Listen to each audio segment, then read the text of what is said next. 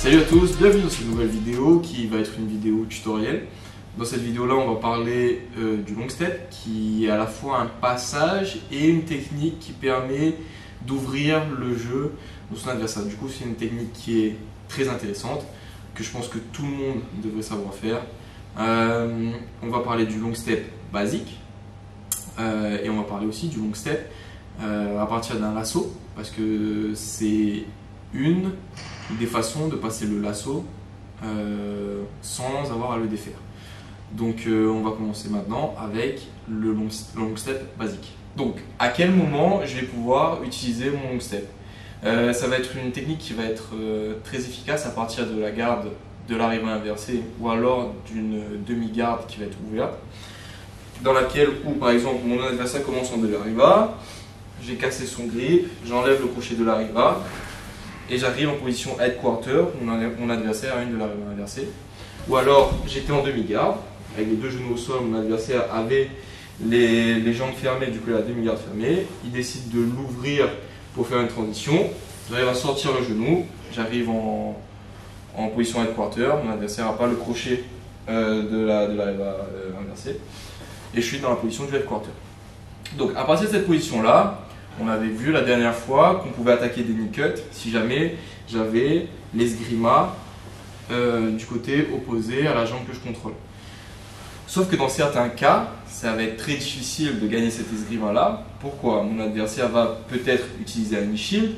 À partir du moment où il ramène son genou vers lui, ce qui se passe, c'est qu'il va fermer l'espace qu'il y a entre son coude et son genou, et que ça va être difficile pour moi, avec ma main droite, de vouloir attaquer son espace coude-genou à gauche. Comme ma main ne peut pas rentrer, je ne peux pas commencer à le mettre dos au sol et je ne peux pas passer en knee cut.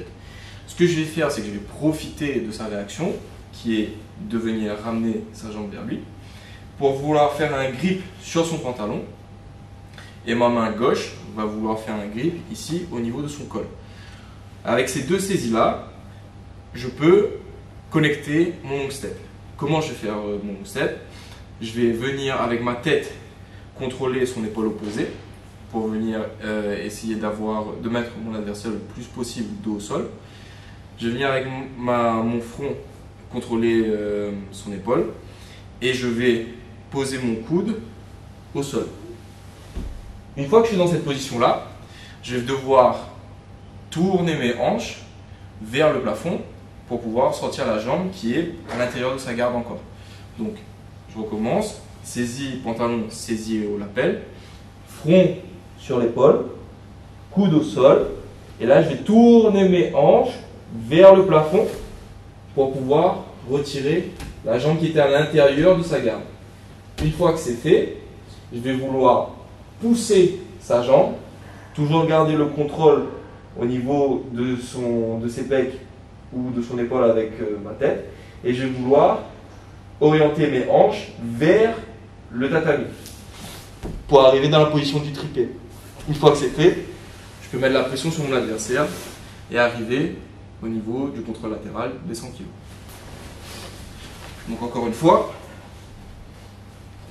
j'arrive dans la position du headquarter, que ce soit à partir de l'arrivée inversée ou de la demi-garde, contrôle au pantalon, contrôle au col. Ici, tête vers ses pecs ou vers son épaule. Coude au sol. Je casse les hanches, j'enlève ma jambe et je repars tout de suite position tripée pour venir contrôle latéral. Nouvelle fois de manière plus fluide.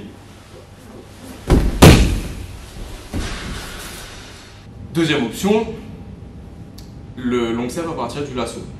Pourquoi le long step, c'est une technique qui est super forte face à un lasso? Parce que ça va permettre de passer la garde de mon adversaire sans même avoir à la défaire. Donc, comment le lasso, dans quelle situation je vais devoir utiliser le long step quand mon adversaire fait un lasso? C'est quand il va faire un lasso profond. S'il a son pied sur mon épaule ici et que c'est un shallow lasso, ça va être difficile pour moi de faire un long step, puisque à chaque fois que je vais vouloir trouver l'angle nécessaire pour pouvoir attaquer mon long step, lui va pouvoir me pousser avec son pied. Comme je ne peux jamais coller mon front contre ses pecs ou son épaule, ça va être difficile pour moi de contrôler mon adversaire, ça va être difficile pour moi de raccourcir la distance entre lui et moi, donc ça va être impossible de faire mon long step. Par contre, s'il a un lasso profond, il ne veut pas me tenir à distance, au contraire, il veut me ramener vers lui et il veut contrôler les mouvements que je fais. Donc s'il a un lasso profond, je viens avec la main qui contrôle au niveau du lasso, je viens faire un grip ici au niveau du lapel. Ça peut être au niveau du lapel, ça peut être au niveau de la ceinture. Moi je préfère saisir toujours le lapel. Donc je saisis le lapel, je ferme l'angle entre le coude et le genou du côté du lasso. Je viens descendre ma base et je viens comme si c'était la position du headquarter au-dessus de sa jambe. Une fois que je suis dans cette position-là, je peux commencer à attaquer mon long step. Comment je vais faire ça? Attaquer un long step quand il a un lasso qui est actif, c'est dangereux, oui. Comment je vais faire pour pouvoir désactiver son lasso? S'il a le contrôle de ma main, ça veut dire qu'il est fort. Si c'est moi qui récupère le contrôle de sa main, ça veut dire que c'est moi qui domine dans le lasso. Comment je vais faire ça? Tourne-toi un petit peu sur le côté. Si ma main est à l'intérieur de sa cuisse, ça veut dire qu'il a le contrôle. Du coup, ce que moi je vais faire, c'est que je vais faire un loop out et je vais poser ma main vers l'extérieur de sa cuisse, vers ici. Comment je vais faire ça? Une fois que je suis dans le lasso, j'ai stabilisé ma position. J'ai fait mon grip au niveau de son lapel, j'ai fermé mon espace coup de genou ici et je suis au-dessus de son autre jambe. Je vais pouvoir commencer à faire le loop out. Comment je vais faire ça? Je me recentre par rapport à mon adversaire. Là, je suis un tout petit peu décalé sur ma gauche et sur sa droite. Du coup, je vais me recentrer par rapport à lui. Et là, je vais, avec mon corps en entier, je vais faire un pas en arrière. Je ne vais pas juste tirer mon bras, je vais me déplacer en bloc. Donc, je vais faire un pas en arrière et c'est tout mon corps qui part en arrière. Ici, j'arrive à faire le loop out et j'ai posé ma main sur la partie latérale de sa cuisse. Une fois que je suis ici, la main gauche que j'avais qui contrôlait ses hanches peut contrôler le col et je vais faire exactement le schéma classique d'un long step. Je vais faire tête vers les pecs, genou coude au sol, j'ai cassé mes hanches, enlevé ma jambe de sa garde, tripé et pression vers le contrôle latéral. Une fois qu'il lâche ma main, ce que je peux faire, c'est ou alors la récupérer pour venir contrôler ses hanches de l'autre côté. S'il lâche pas ma main, saisis la manche. S'il lâche pas ma main, c'est pas un problème, puisque ici, sa jambe est morte, son lasso ne fonctionne plus. Tant que ma main est à l'extérieur, son lasso est mort. Donc ici, je peux rester en contrôle latéral de cette manière-là aussi. Donc encore une fois, mon adversaire met un lasso profond. Ici, je viens faire un grip au niveau du lapel et je viens descendre ma base et contrôler la jambe libre de mon adversaire.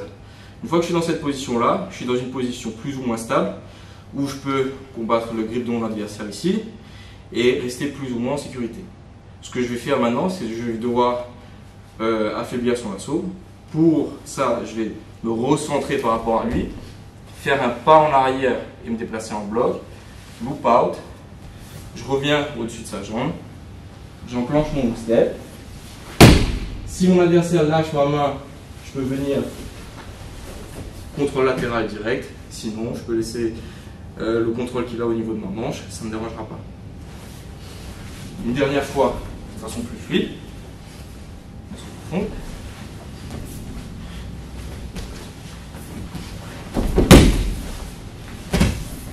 donc voilà pour le long step, la technique de base et la technique qu'on peut appliquer à partir d'un lasso. Pour moi, c'est une des meilleures façons de passer un lasso profond.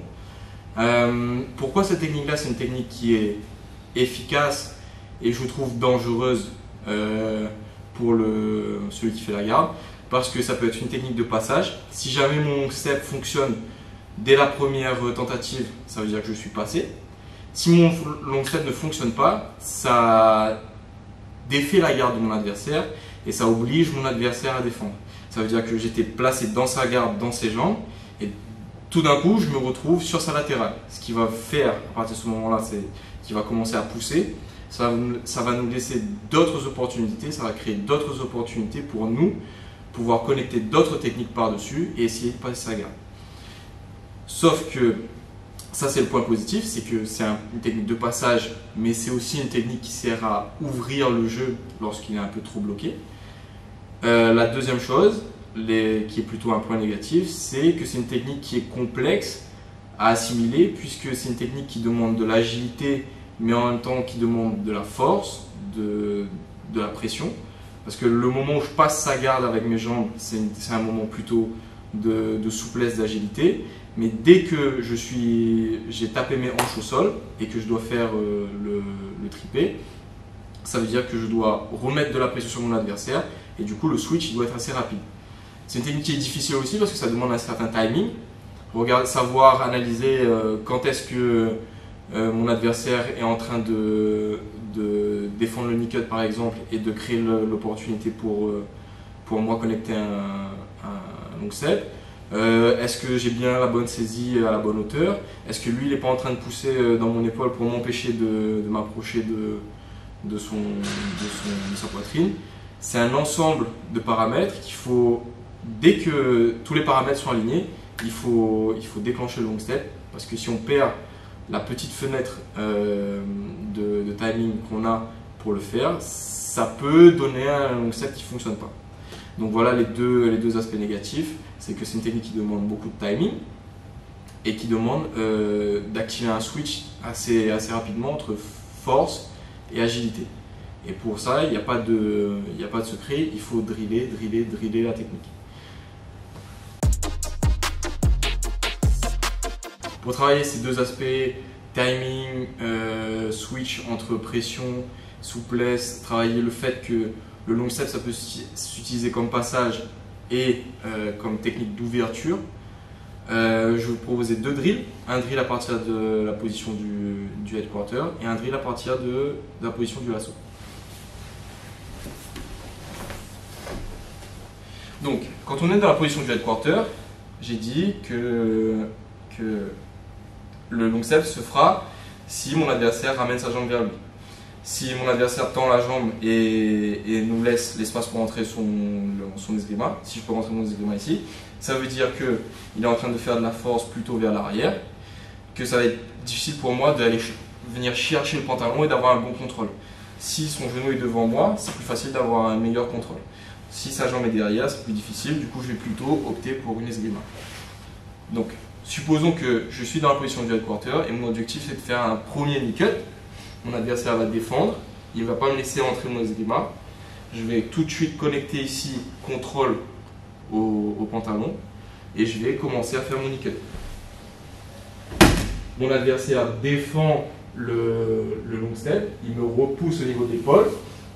Tout de suite, ce que je vais faire, c'est que je vais repartir dans la position du headquarter, mais cette fois-ci, la main qui contrôle le pantalon va venir glisser et gagner l'esgrima. Donc là, j'arrive dans la position du knee cut. J'ai mon genou au sol sur la jambe que je contrôlais depuis le début. Ici, mon esgrima rentre. Et là, j'ai plus qu'à glisser le genou, repartir en arrière et établir un contrôle latéral. Donc, encore une fois, drill très simple. Je vais faire long knee cut. Ça n'a pas marché, ça va défendre. J'ai tout de suite connecté un long step pour réouvrir le jeu. Une fois que mon adversaire défend le long step, je reviens dans la position du headquarter tout de suite avec un knee cut. Donc ça va donner. Je vais faire mon knee cut, mon adversaire défend. Tout de suite, je connecte. Je me repousse. Je gagne mon esgrima. Et je termine mon passage. Deuxième drill avec un lasso profond cette fois-ci. L'objectif, ça va être de connecter le plus rapidement possible le loop out avec le long step. Pourquoi? C'est développer la vision et le timing. Donc ce que je vais vouloir faire, une fois que je suis dans la position de sécurité à partir d'un lasso profond, je marche sur le côté, loop out, tout de suite j'enchaîne le long step. Je finalise pas le long step, je veux juste avoir la main sur la partie extérieure de sa cuisse et avoir les hanches au sol. Encore une fois, lasso profond.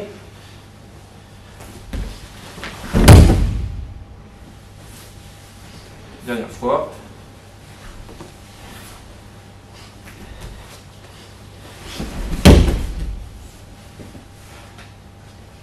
Donc voilà pour ces deux drills. L'objectif c'est de commencer avec une intensité très basse, entre 30 et 50%, et ensuite d'augmenter la vitesse et de demander à son adversaire de faire un petit peu plus de résistance. Au début sans résistance, et ensuite on va augmenter. Pour le drill du long step à partir du lasso, vous pouvez commencer, comme je l'ai dit, juste avec la connexion entre le loop out et le long step. Et si ça devient trop facile, vous terminez le passage avec jusqu'au contrôle latéral. Donc voilà, merci d'avoir assisté à cette vidéo tutoriel. Si elle vous a plu, dites-le nous en commentaire. N'hésitez pas à nous mettre des finger locks, à partager cette vidéo avec vos potes du jiu-jitsu si elle vous a plu. Nous, ça nous aide et ça nous montre votre soutien. Et si vous avez d'autres idées, n'hésitez pas à les mettre aussi en commentaire. A très bientôt. Ciao. Bruce.